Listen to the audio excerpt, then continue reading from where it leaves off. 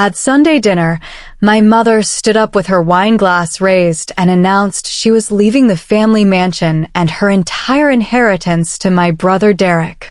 Everyone clapped. Derek smiled smugly across the table at me.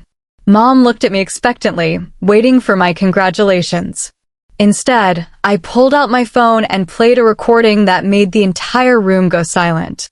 My mother's voice filled the dining room, cold and calculating, discussing with Derek how they'd manipulated the family finances for years. That's when everything collapsed. The perfect family image shattered. And I finally got my revenge. My name is Nathan Torres, and this is the story of how I exposed my family's lies and took back everything they tried to steal from me. Let me start at the beginning. I'm 32 years old, the middle child in a family of 3. My older brother Derek is 35, the golden child who could do no wrong. My younger sister Maya is 28, sweet but completely under our mother's control. Our father died when I was 15, leaving behind a construction empire worth millions and a sprawling mansion in Charlotte, North Carolina. Mom took over the business with Derek's help. I was told I was too young, too inexperienced to be involved. They promised that when I graduated college, there'd be a place for me in the company. That was a lie. When I finished my business degree, Derek informed me all positions were filled. He suggested I find work elsewhere to gain experience. So I did. I spent 10 years building my career outside the family business. I worked for competitors, learned every aspect of construction management, made my own connections and reputation. I became successful on my own terms. Meanwhile, Derek ran Torres Construction with Mom's full support and trust. He was CEO, made all major decisions, and positioned himself as the heir to everything Dad built. Maya never worked. She lived at home, spent Mom's money freely, and played the role of devoted daughter. She hosted Mom's charity events, accompanied her to social functions, and never questioned anything. The perfect, compliant child. I was the outsider. I visited for holidays, maintained polite relationships, but I always felt the distance. The subtle ways Mom favored Derek. The way family decisions were made without consulting me. The way my successes were downplayed while Derek's mediocre achievements were celebrated lavishly. Still, I loved them. They were my family. I told myself the favoritism was in my head, that I was being paranoid. Until that Sunday dinner 3 months ago. Mom had called a family meeting. She said she wanted to discuss estate planning now that she was approaching 70. We gathered in the mansion's formal dining room, Mom at the head of the table, Derek and his wife Jennifer on one side, Maya and her fiancé Chris on the other, and me alone on the end. Mom seemed cheerful, almost excited. She talked about her health, about wanting to ensure the family's future was secure, about the importance of legacy. Then she dropped the bomb. "I've been working with my lawyers for months," Mom announced. "I wanted to make sure everything was handled properly. The mansion, the business, my personal assets, I've decided how it will all be distributed." Derek leaned forward, trying to look humble, but failing to hide his anticipation. Maya smiled encouragingly at Mom. I just waited, already knowing this wouldn't be good for me. "I'm leaving everything to Derek," Mom said simply. "The house, Torres Construction, the investment portfolios, all of it. He's proven himself capable of managing the family legacy. He's earned this." The words hit like a physical blow. Everything. Not divided among 3 children, but everything to one. To Derek. "What about Nathan and Maya?" Jennifer asked, looking uncomfortable. "Maya will receive a trust fund of $500,000 when I pass. She doesn't need more. Chris makes good money, and she's never been interested in business anyway." Mom turned to me. "And Nathan has made it clear he doesn't need family support. He's built his own career, his own life. I'm sure he understands this decision is about what's best for the business, not about favoritism." But it was about favoritism. It always had been. 50 years of family legacy, millions in assets, a company my father built, all going to one son. The son who'd always been favored, always been chosen, always been enough. I don't understand, I said carefully. Dad built that company for all of us. He told me that before he died. He wanted us all to benefit from what he created. Your father had many ideas, Mom said dismissively. But I've run this company for 17 years. I've made the decisions that kept it profitable. And I've decided Derek is the right person to continue that legacy. Nathan barely visits, Derek added, his voice dripping with false sympathy. He's made his own way. Why would he suddenly want to be involved in family business now? Maybe because it's my inheritance too, I shot back. Maybe because Dad wanted me included. Maybe because cutting me out completely is. Enough, Mom interrupted sharply. This isn't a negotiation, Nathan. I've made my decision. You should be happy for your brother instead of acting entitled to things you haven't earned. Haven't earned. The words burned. I'd spent 10 years proving myself while Derek coasted on the family name. I'd built expertise and connections while he'd made mediocre decisions propped up by Mom's money and Dad's reputation. And I was the one who hadn't earned anything? Maya reached across the table, touching my hand. It's okay, Nathan. Mom knows what she's doing. Derek will take care of the family. They all looked at me expectantly, waiting for me to accept this, to congratulate Derek, to play along with the fantasy that this was fair and reasonable. Instead, I pulled out my phone. Before everyone celebrates, I said quietly, there's something you all should hear. I pressed play. My mother's voice filled the room, crystal clear through my phone's speaker. We need to be careful how we handle the insurance claim. If they investigate too closely, they'll realize we inflated the damages. Derek's voice responded.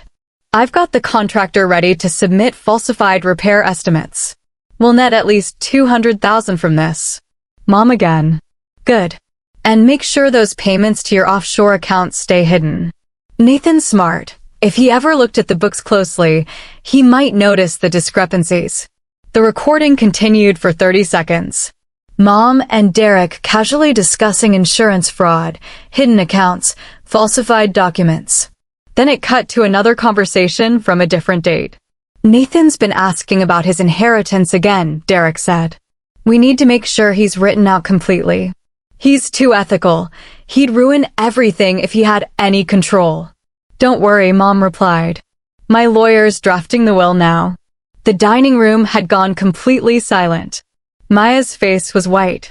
Jennifer looked horrified. Chris stared at his plate. Derek had frozen, his wine glass halfway to his mouth. Mom sat rigid, her expression unreadable. I stopped the recording and set my phone on the table. I've been investigating Torres Construction's finances for 6 months. Turns out being shut out of the family business meant I had time to dig into public records, talk to former employees, review filed insurance claims. Interesting what you find when you look carefully. Where did you get that? Mom's voice was ice. Derek's office. You really should check for recording devices before having incriminating conversations.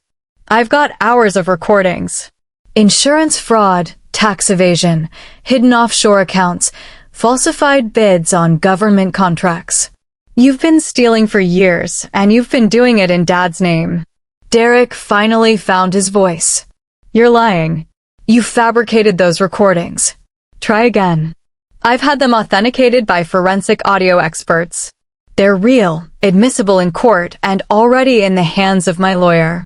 Along with financial records, falsified documents, and testimony from 3 former employees you fired when they started asking questions. You're bluffing, Derek said, but his voice shook. Am I? Let me tell you what happens next. Either you agree to my terms right now, or tomorrow morning I deliver everything to the FBI, the IRS, and the North Carolina Insurance Commissioner. Insurance fraud is a federal crime, Derek. You're looking at years in prison. Both of you. Mom stood up abruptly, her chair scraping against the floor. How dare you threaten this family?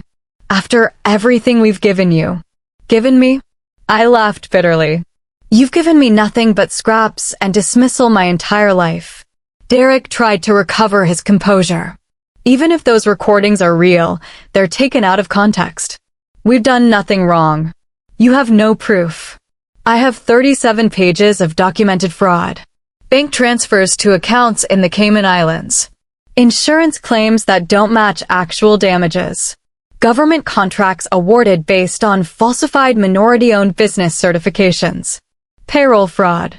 Ghost employees whose paychecks go straight to your personal accounts. Should I continue? The color drained from Derek's face. Jennifer whispered, "Oh my God, Derek, what did you do?" "It was necessary," Derek stammered. "The business was struggling. We had to." "The business wasn't struggling," I interrupted. "I've seen the real numbers. Torres Construction has been profitable for years. You just got greedy. You wanted more money than the legitimate business provided, so you started stealing. And Mom helped you cover it up."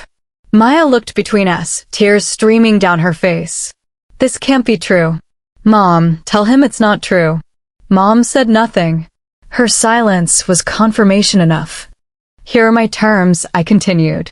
"First, Torres Construction gets restructured. Derek steps down as CEO immediately.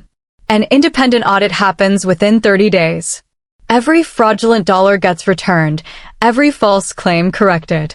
Second, Mom's will gets rewritten. Dad's estate gets divided equally among his 3 children, the way he intended.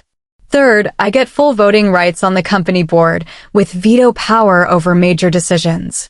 And fourth, both of you sign detailed confessions.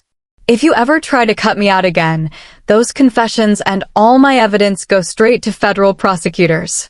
"You can't do this," Mom hissed. "That company is mine. I built it after your father died. You stole it, I corrected. You took what Dad built and used it for fraud. You taught Derek that crime was acceptable as long as you didn't get caught. You turned a legitimate business into a criminal enterprise. So yes, I can do this. The question is whether you choose my terms or federal prison." Derek looked at Mom desperately. "We can fight this. Hire lawyers, discredit the evidence." "With what money?" I asked. "I've already frozen the offshore accounts. Took some work, but when you present Cayman banks with evidence of money laundering, they cooperate pretty quickly."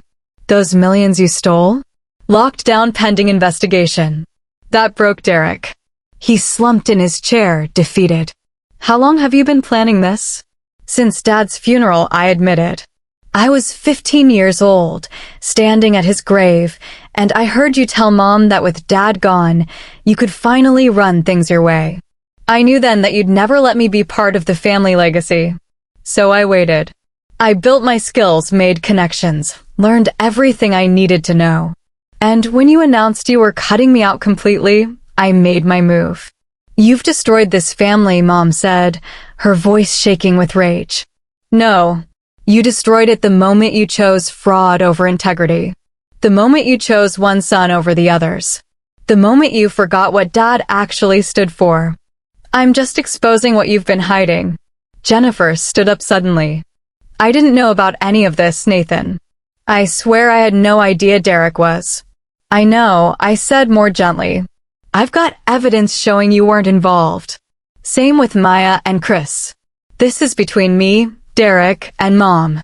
What do we do?" Maya whispered. "You decide what kind of family you want to be part of." The silence stretched. Finally, Mom spoke, her voice tired and defeated. "What do you need us to sign?" 2 weeks later, Torres Construction underwent a complete restructuring. Derek resigned as CEO. An independent management team took over, led by a respected industry executive I'd personally recruited.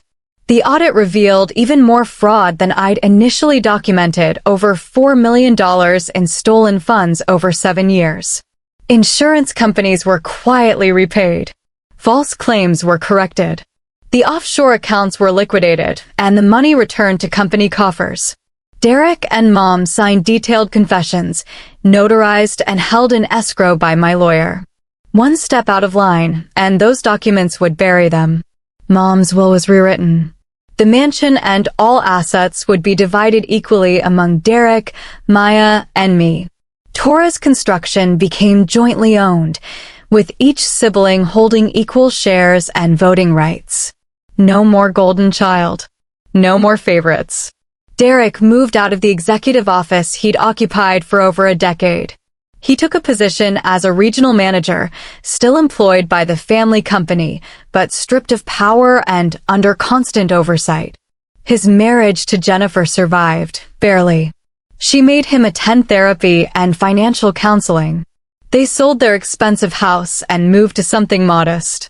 Mom aged 10 years in 2 weeks. The stress of exposure, of losing control, of facing what she'd done, it broke something in her.